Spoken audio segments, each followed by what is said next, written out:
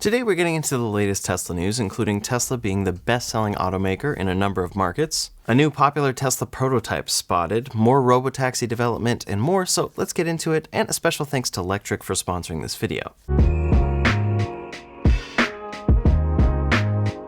First up today, we frequently talk on this channel about all the different markets in which Tesla is succeeding. Over the years, they have grown in a lot of ways, but when it came to Q1 of this year, things were not looking quite as good. A lot of people were very focused on this, even though Tesla's angle was that they were in the middle of transitioning their most popular car, the Model Y, to the new refreshed version.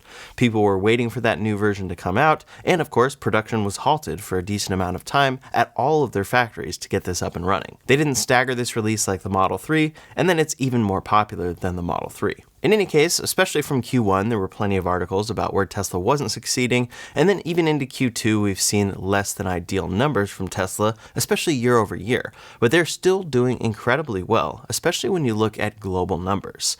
First, for the first half of the year over in Europe, Tesla was the best-selling brand. The Model Y is the best-selling EV in Europe, both year to date and in June so far. And this is all despite different pushbacks that we've been seeing with EV regulations and a general EV market slowdown. In many countries, we have to wait till the end of a month or the end of a quarter to see what registration numbers were like, but for countries where daily registrations are counted, like those in Germany, Netherlands, Norway, and Sweden, those countries confirm that the Model Y continues to dominate there. As for second place, the Model 3 is still taking up those ranks with year-to-date battery electric vehicles sales after that refresh which occurred in late 2023. So yes, competition is definitely increasing, especially over in Europe, when it comes to companies like VW, BMW, Hyundai, and BYD in particular. But despite this increased competition and many other factors going on across the whole world, Tesla continues to do well, and it really just shows how great the product is. The new Model Y in particular is a really great product, top down, and we should see them introduce some cheaper models soon, and we'll get into a little bit later in this video, the 6-seater Model Y that could be coming soon. People are expecting that the second half of 2025 could bring some shifts for policy and other things that could affect sales, but for now, European buyers are choosing Teslas in record numbers. Then over in Australia, registration numbers for May are showing that the Model Y is dominating as well. When it comes to battery electric vehicles specifically, Tesla sold 3,580 Model Ys for May in Australia, and in second place was the Kia EV5 at 703. So the Model Y is outselling these by a long shot.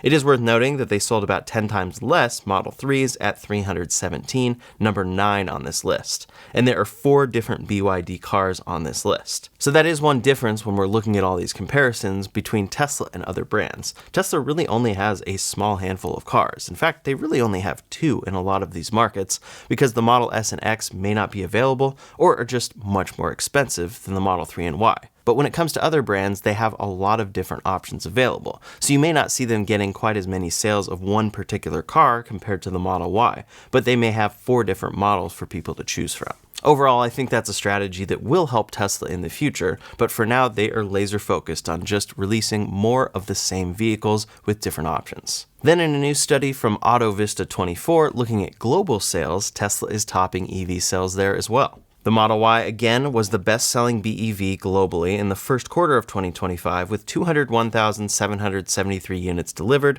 and that accounted for 7.4% of the all-electric car market. The Model 3 got second place for that same time period with 118,864 units sold between January and March. Then when we look specifically at March of 2025, the story is exactly the same. 89,016 Model Ys, 54,197 Model 3s, and then other brands take it from there. And that same thing that I talked about applies here because there's a number of cars from BYD on this list versus Tesla only has 2 vehicles on this list. But they're absolutely topping sales globally, and you'll notice that the rest of this list is a bunch of brands that are not from the United States. So that's a space that Tesla still dominates in, both in the United States and globally. Now, when it comes to the United States specifically, Chevy is the runner-up to Tesla at this point, and they're starting to grow in decent numbers while Tesla is either stagnating or dropping. GM actually has 13 different all-electric vehicles, and most of the popular ones here are the Equinox and Blazer coming from Chevy. When we look at US sales overall for April of 2025, Tesla overall was definitely still dominant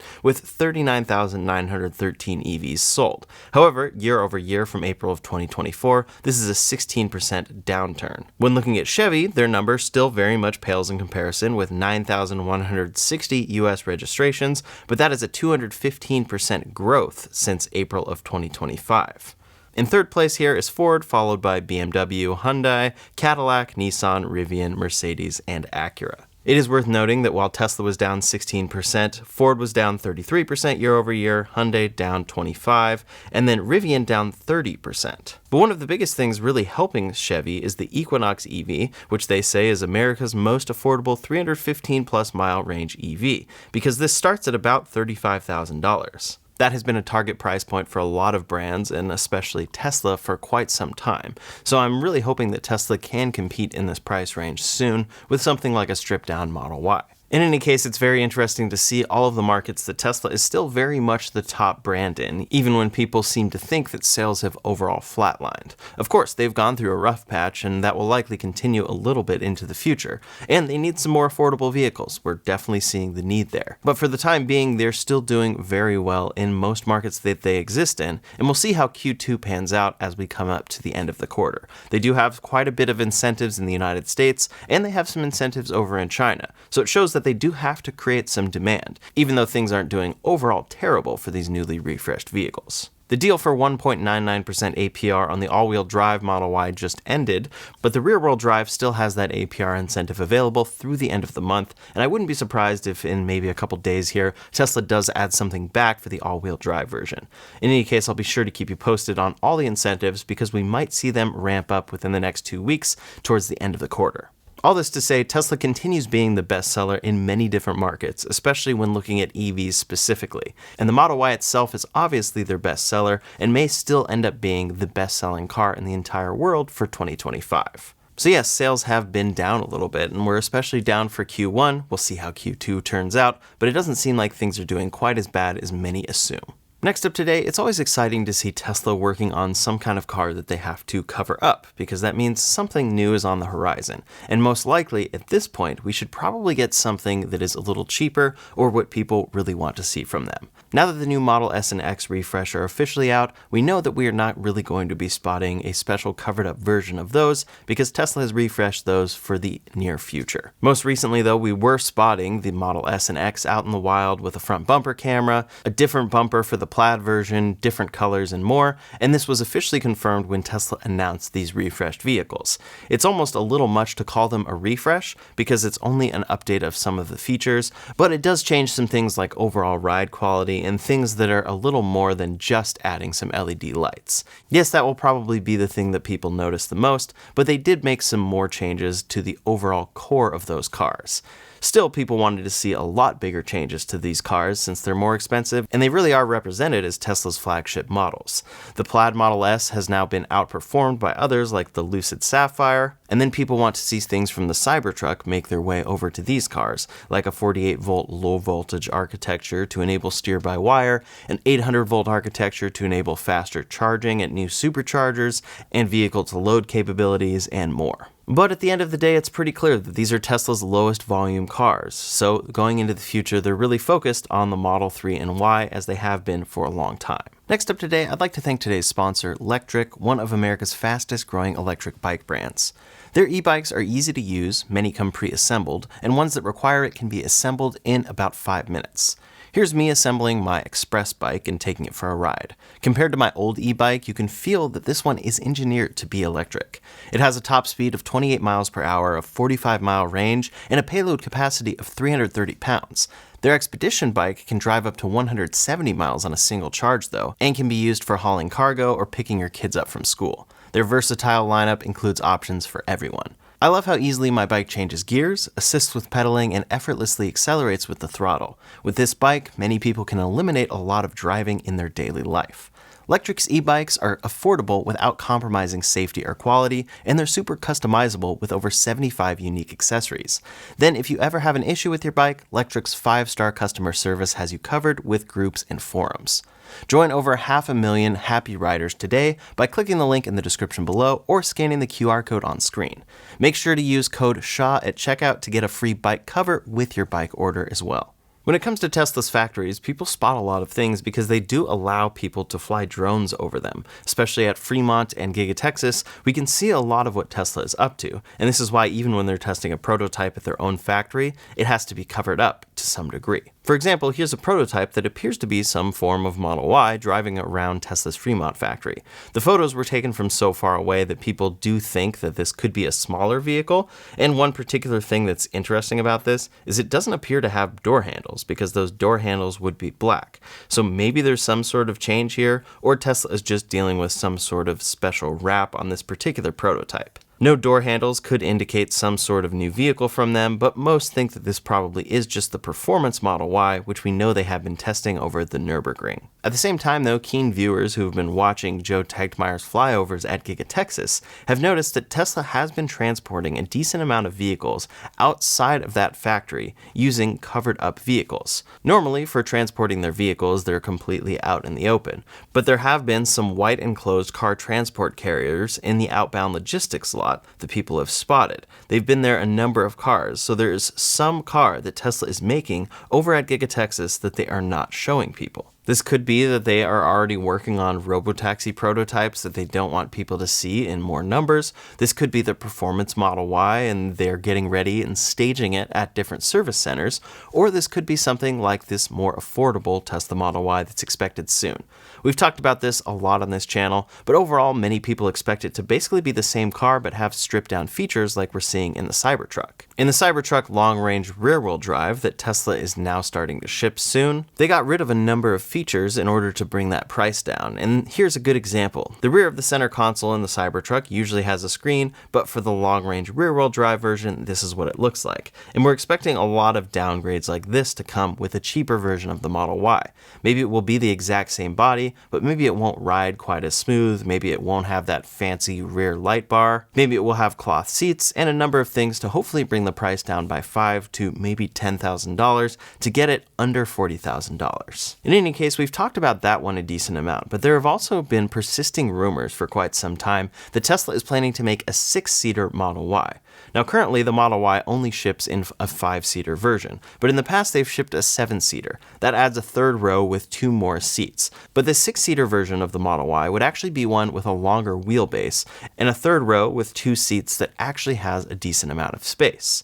It would also make that second row only 2 seats, with probably a pass-through in the middle for passengers to get to the rear, like we see in the Model X. We've heard rumors about this, possibly only coming to China, possibly coming to all markets, but this week Tesla hacker at Green the Only tweeted saying, quote, "The much rumored about 6-seater Model Y made an appearance in the firmware. Unlikely to be China only, as some of the speculations said." That may seem like a small update there, but it's actually a pretty big one that this is starting to show up in firmware. I think this is a great sign for a future version of this Model Y that will be larger, because that's a very popular segment that Tesla is really missing right now.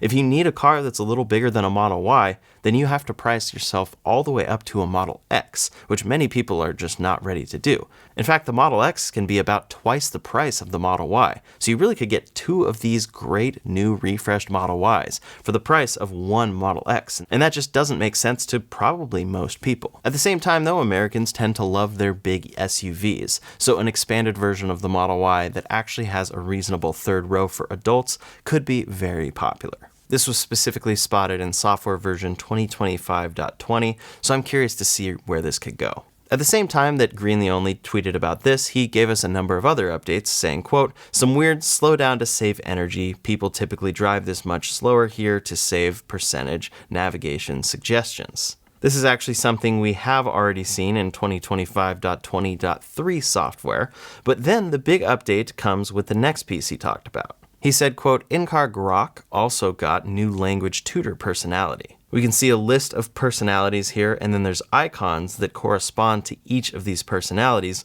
for this in-car voice assistant. So with every new version of software that we're getting from Tesla, we're getting more and more of the building blocks of Grok, which is xAI's AI chatbot and voice assistant, getting built into Tesla's software. This really indicates that this could be coming very soon, around the corner. Elon Musk has talked about this coming to Tesla vehicles, but of course he talks about a lot of features that are coming soon that seem to take a long time to come to fruition. Here though, Grok itself actually confirmed that this would be coming. But of course this is an AI tool talking about itself, so it's not actually giving us information from the inside, it's just pulling from sources. But still it said, quote, "Yes, Grok integration into Tesla's UI is happening as confirmed by Elon Musk and evidenced by Tesla's 2025.14 software update with hidden Grok UI elements.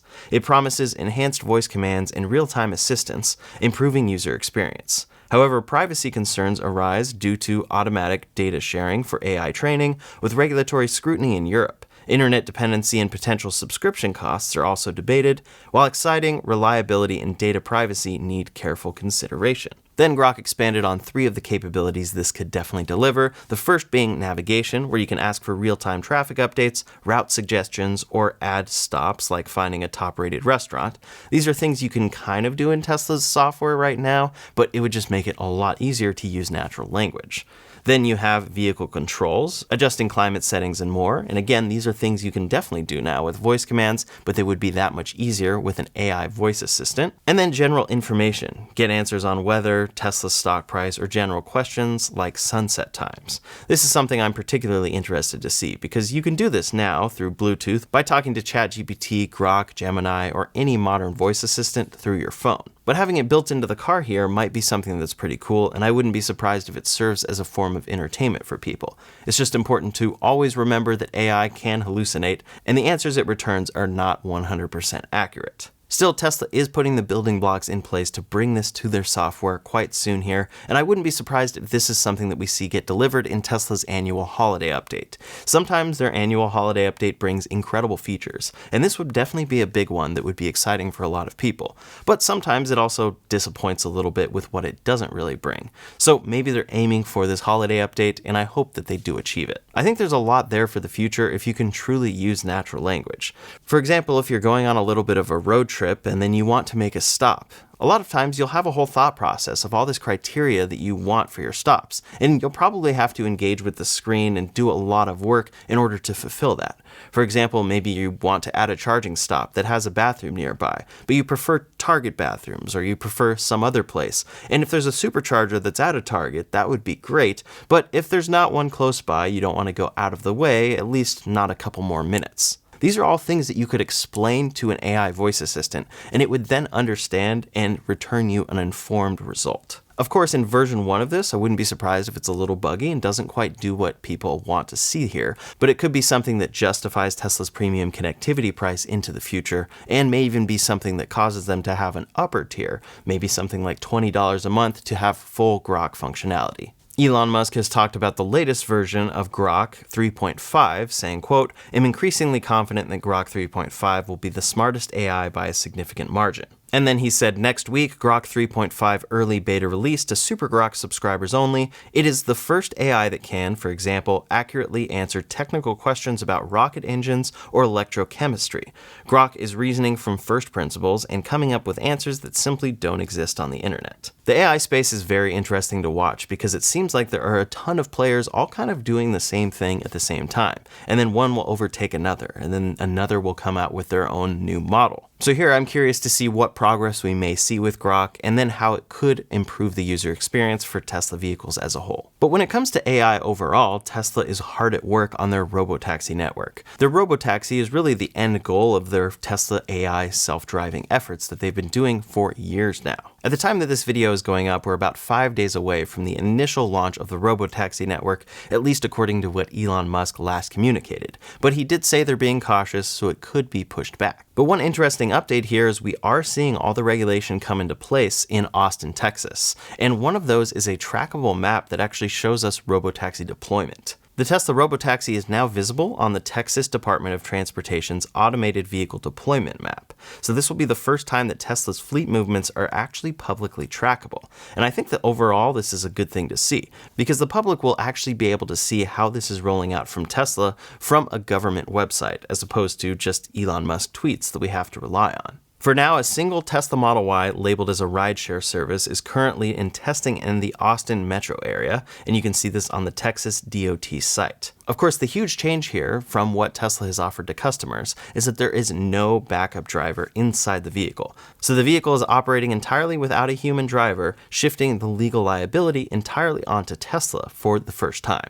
That is a big question that has been in play for a long time. When is Tesla finally going to take on that liability for if something happens and the car gets into an accident? And it seems like they're finally starting to do it with their own robotaxis. For now, the DOT listing shows the service status as testing and not open to the public, but of course this is expected to launch quite soon. The testing phase will gather data from the real world on unsupervised FSD performance specifically, especially in simpler, low-risk driving scenarios. Overall, the fact that Tesla is this far along with official government trackable deployment of their robotaxi shows that this is a major regulatory milestone for them, and it gives people a lot of confidence in Tesla and Texas as a whole. I'll be very curious to check in on this website because, of course, Tesla only has one robotaxi in testing right now. I'm sure they'd love to have more out there, but for now, because of regulation and this website and more, they only have one. We're hoping that by the end of this month, they'll have 10 to 20 out there. They'll be brand new Model Ys operating straight out of the factory. Now, when it comes to Tesla's approach, the main thing that they're focused on is the fact that, yes, they're starting very small, but they should be able to scale up quickly. Not only scale up number of vehicles quickly, but scale up the general area that they are serving. And people have been looking into these documents and noticing that Tesla reportedly is going to start out with a much larger zone than Waymo has been operating for quite some time. Here's a comparison of Tesla's service map for the robotaxi when it launches compared to Waymo's service map. Waymo operates in a much smaller area compared to Tesla. Some have been quick to rightfully point out, though, that Tesla is not at this point yet. So far, it seems that their robotaxi service area is much smaller in this small circle right here. So if that's the case, that will be a smaller operational area than Waymo currently does, but then they plan to expand out to the overall Austin metro area from there. So the thing I would point out to a lot of people who are following this whole project is just to not count your wins until you actually get them. For many, they have been saying for years that full autonomy is already here, but Tesla still has yet to prove that because full autonomy truly means unsupervised and can drive you in any scenario. At the same time, just because it's marked that Tesla is serving the Austin metro area doesn't mean that they're doing that on day one. Things will take some time to scale up and they're likely to face some delays in this whole process. So I think it's going to be the best approach to take everything here with a grain of salt. Get excited when things really do happen if you're into this thing and following this.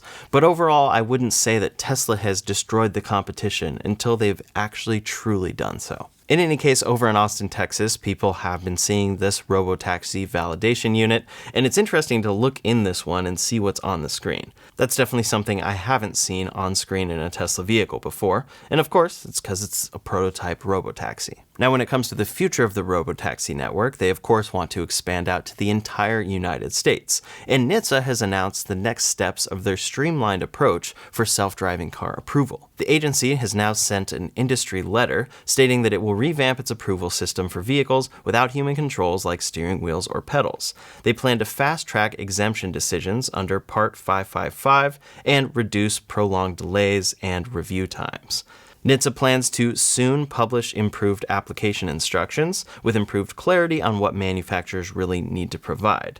And basically, instead of all of these fixed requirements, they're planning to be in communication with the companies that are working on these things to really work with them. Overall, they're planning to streamline this entire process, and this is something that should be good across the board for all companies. Of course, Tesla's Cybercab will have an easier time getting approved with this new process because that Cybercab has a lot of approvals to obtain there, with things like no steering wheel and pedals, and differences with headlights and other things that we're not used to seeing in average vehicles that NHTSA is approving. But Tesla is of course not the only player in this space, so this is something that will probably help out companies like Waymo as well. I'm excited to see where all of this goes, and I'll keep you posted on the Robotaxi rollout. Some are excited for June 22nd, and we'll see if they really can deliver their first autonomous rides to customers unsupervised on that day. That's all the latest Tesla news for today, so in the meantime, if you want to see the latest Tesla accessories to get for your new Model Y or Model 3, including the refreshes, you can check out that video linked up here or in the description below. Thanks so much for watching, and I'll see you on the next one.